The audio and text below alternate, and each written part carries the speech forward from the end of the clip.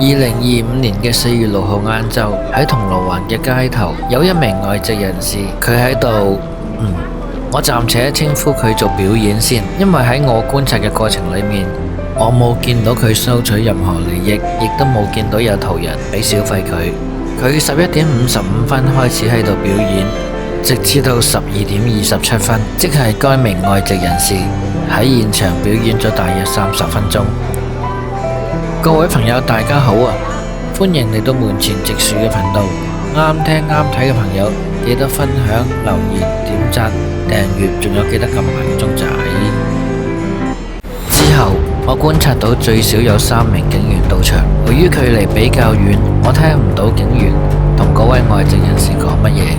我心諗，哇，點解效率可以咁高嘅呢？到底係有人舉報啊，定係有警員喺附近循住聲音嚟到現場處理呢？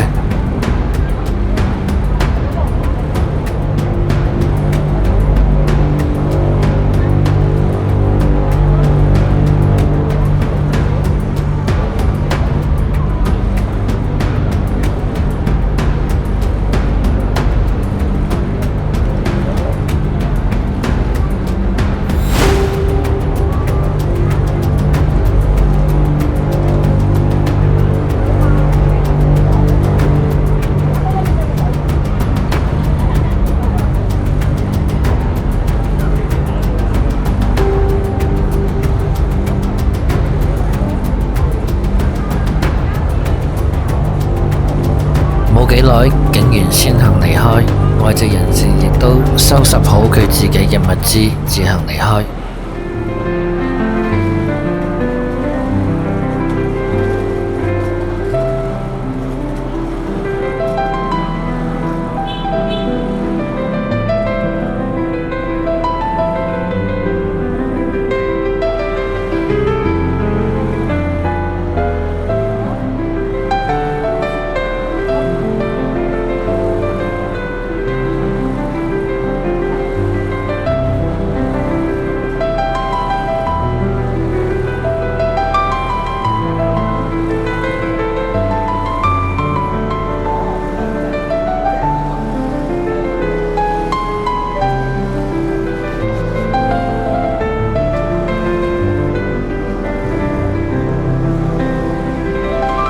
呢件事令我諗返起2020年嘅時候，根據元朗區區議員林俊所指，二胡伯伯被控公眾妨擾罪。其實係二胡伯伯表演嗰首歌有罪啊，定係佢喺嗰個地方表演有罪呢？